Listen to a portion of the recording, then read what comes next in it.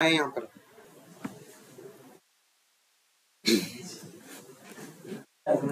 अच्छा एक चीज मैं आपको किसमें कराऊं बताओ यार जल्दी से। ऊप्स था ना कुछ, इसमें करा दूं। ये इसमें लिख दे रहा हूँ उस वाली, इसमें ही स्ट्रिंग क्लास है ना।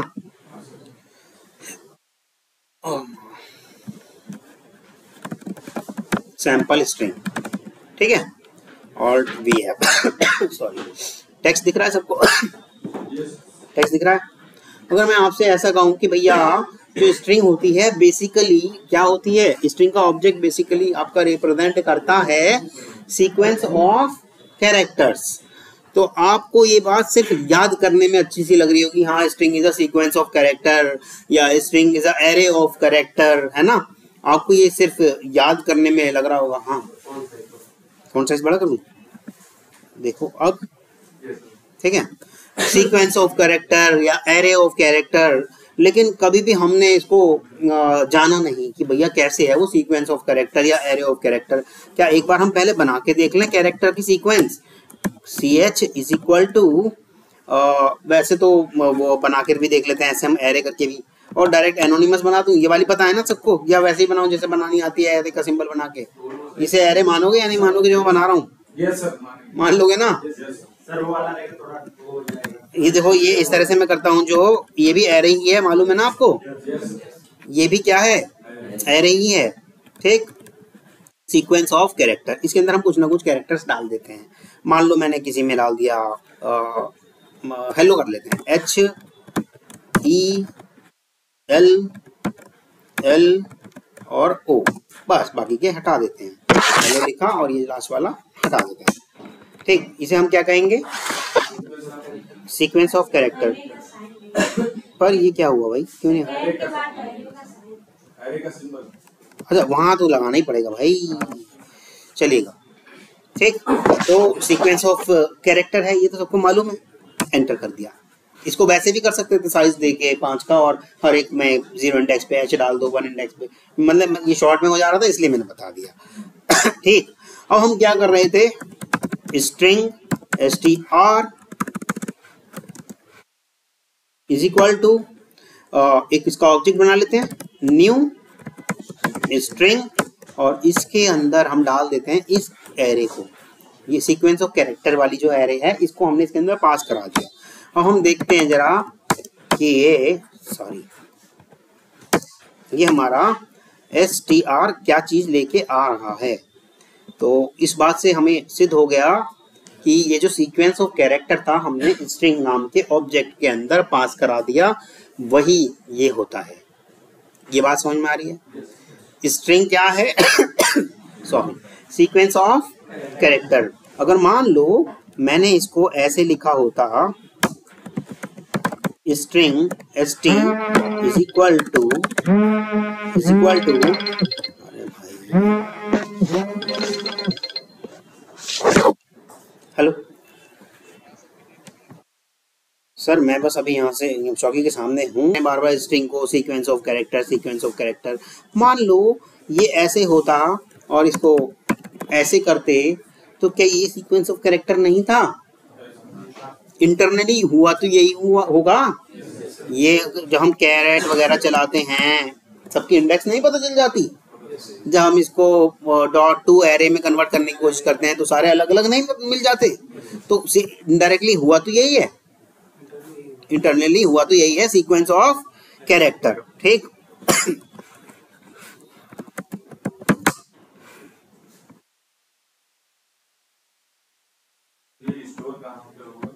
ये तब बताऊंगा यार, अभी तो पहले ये देखो कि ये है क्या चीज, ये बड़ा गेम है ना।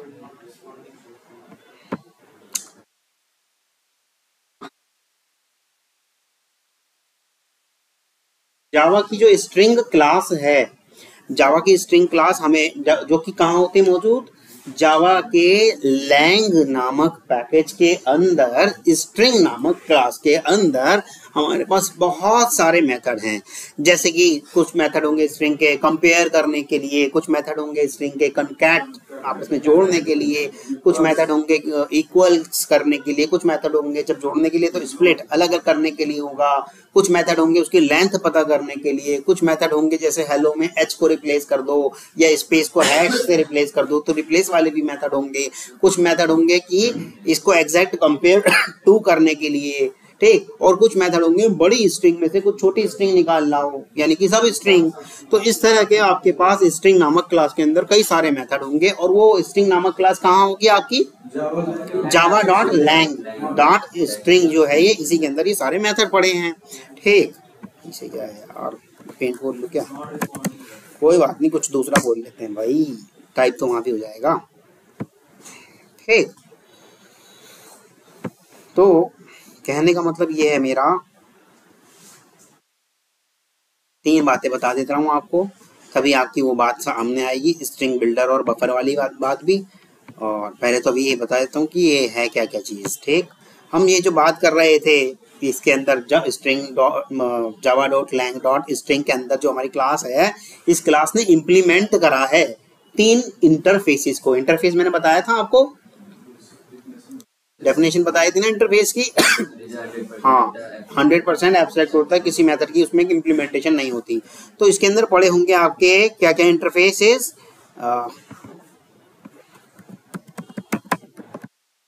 सीरियलाइजेबल,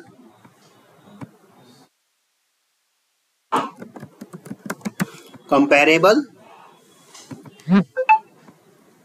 और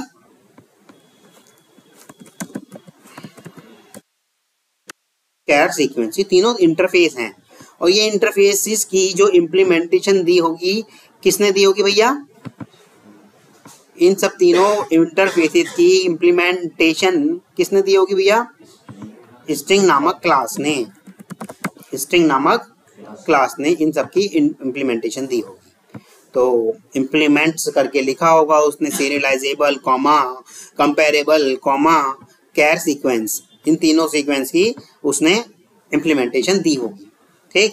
ये सारे जो मैंने स्क्वायर में बना रखे हैं, सॉरी रेक्टेंगुलर में बना रखे हैं, ये इंटरफेसेस हैं। और ये जो बनाया है ये है आपकी क्लास, में लिख भी देता हूँ ताकि जब आप पढ़ोगे तो याद रह जाए, ये क्या है आपकी क्लास और ये क्या है आपके सारे इंटरफेसेस। और इन्हीं इंटरफेसेस के अंदर वो सारे के सारे मेथड हैं अनइम्प्लीमेंटेड। कौन से वाले?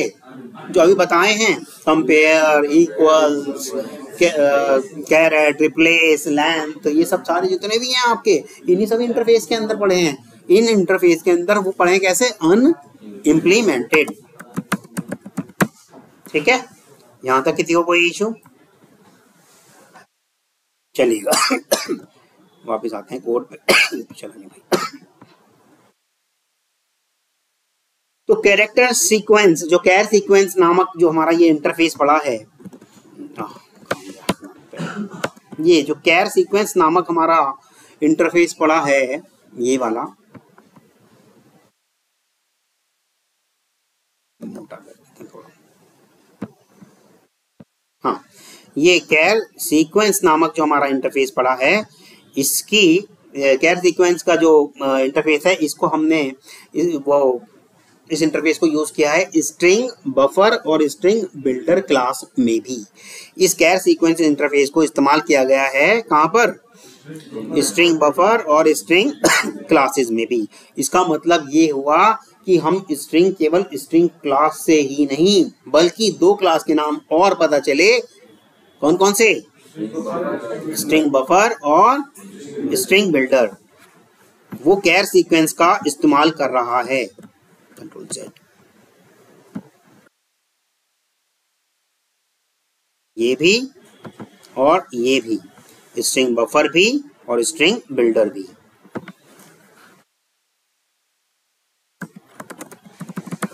अब ये क्या करते हैं, कैसे हैं, कौन सा म्यूटेबल है, ये सब बता दूंगा आपको।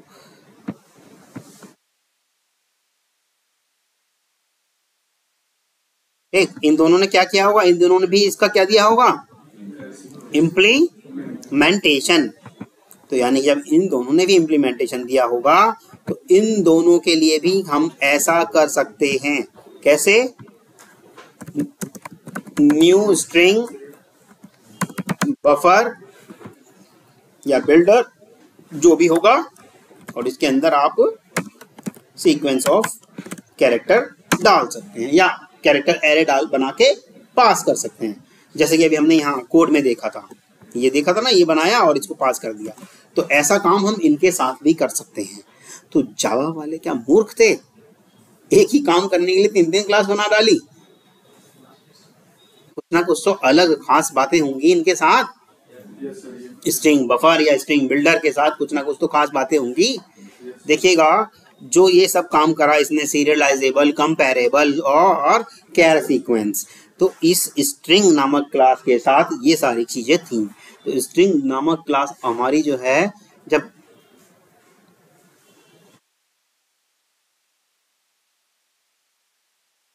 हम सीरियलाइजेबल की बात कर रहे हैं और जब हम कंपैरेबल की बात कर रहे हैं, तो रिजिड होना जरूरी है, उसको चेंज नहीं कर सकते, ठीक। लेकिन इधर स्ट्रिंग बफर और स्ट्रिंग बिल्डर के अंदर हम कंपैरेबल और सीरियलाइजेबल की बात नहीं कर रहे, तो इसका रिजिड होना भी इतना जरूरी नहीं है, क्योंकि यहाँ पर कंपैरेबल और सीरियलाइजेबल नहीं है, यहाँ सिर्फ हम सीक्वेंस ऑफ कैरेक्टर्स की बात कर रहे हैं, ठीक। तो इस हिसाब से देखा जाए तो ये क्या है, स्ट्रिंग नॉट चेंजेबल, चेंज नहीं हो सकता, इसके अंदर जो कुछ आ गया वो चेंज नहीं हो सकता, परंतु इन दोनों में जो भी अगर कुछ आ गया वो चेंज हो सकता है। देखें जी कैसे कैसे हम बात कर रहे हैं चेंजेबल और नॉट चेंजेबल की।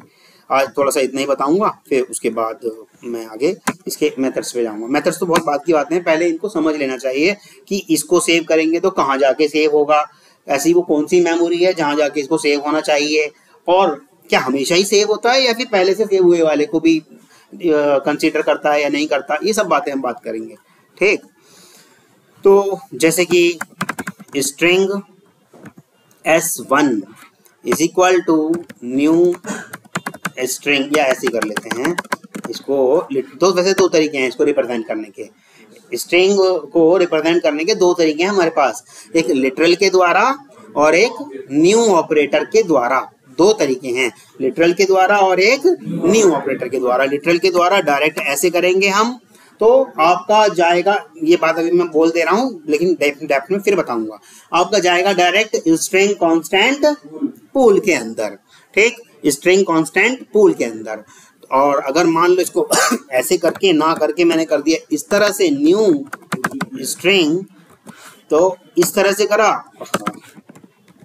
ये करा, तो ये इतना पार्ट तो जाएगा कहाँ, स्ट्रिंग कांस्टेंट पूल के अंदर, परंतु ये कहाँ जाएगा, इस जबरदस्ती हमने एक और ऑब्जेक्ट न्यू करके बना दिया, ये कहाँ जाएगा, हीप में। इसका मतलब इसकी वजह से दो दो ऑब्जेक्ट बन गए भाई, एक तो इस वाले के लिए बन गया जो कांस्टेंट पूल में जा रहा है, हमेशा वो डबल कोट वाला कांस्टेंट पूल में जा रहा है लिटरल वाला, और ये एक न्यू की हेल्प से बना दिया, तो इसका मतलब इतने से के लिए दो ऑब्जेक्ट बन गए, दो ऑब्जेक्ट बन गए ना।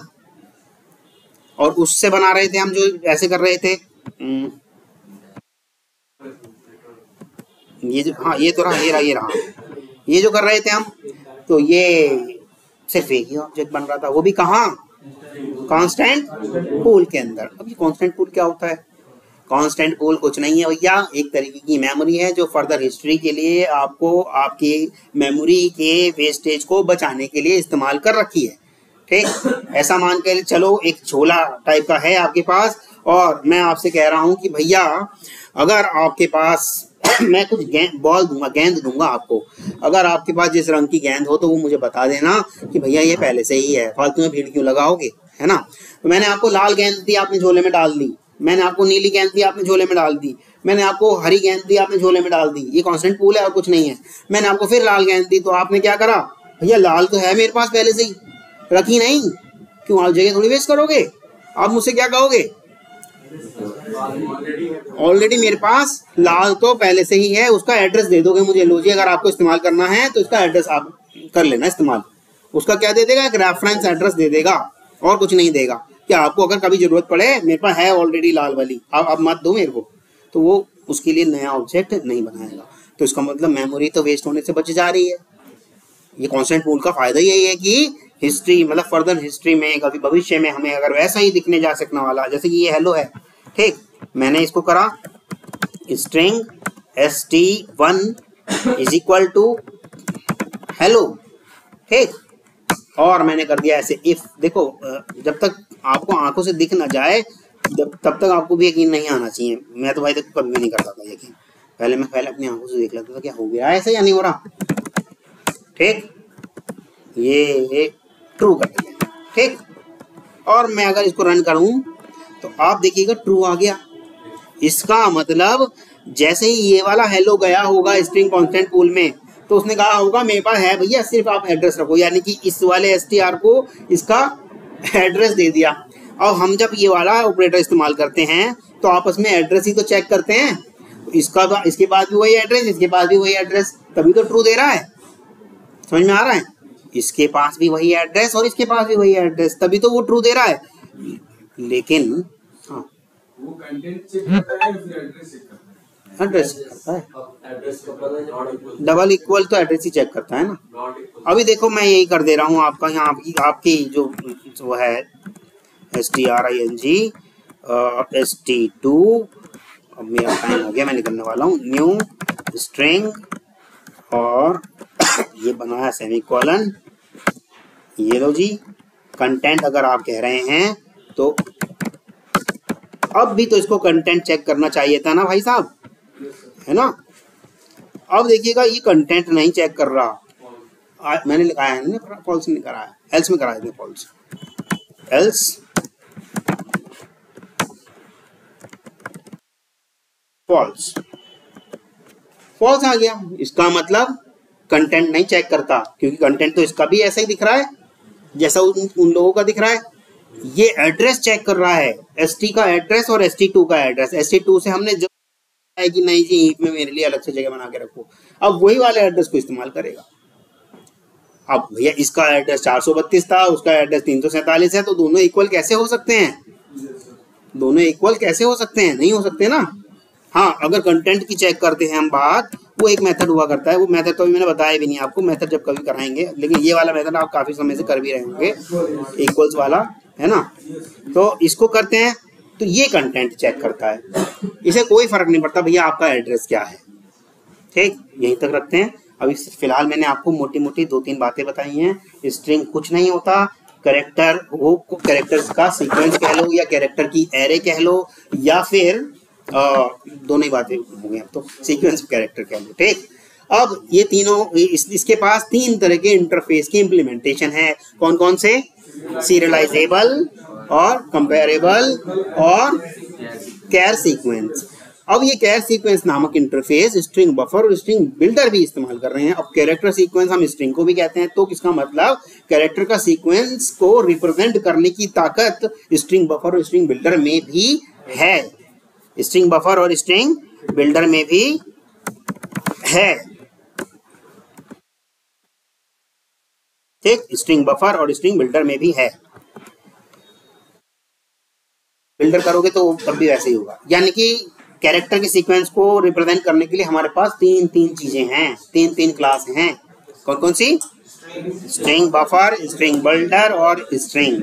पर स्ट्रिंग में कुछ खास भी है, मैंने बताया चेंज नहीं हो सकती। जो चेंज नहीं हो सकती उसको हम अपनी टेक्निकल भाषा में कहते हैं क्या? Immutable, not changeable, immutable. बस यहीं तक रखते हैं।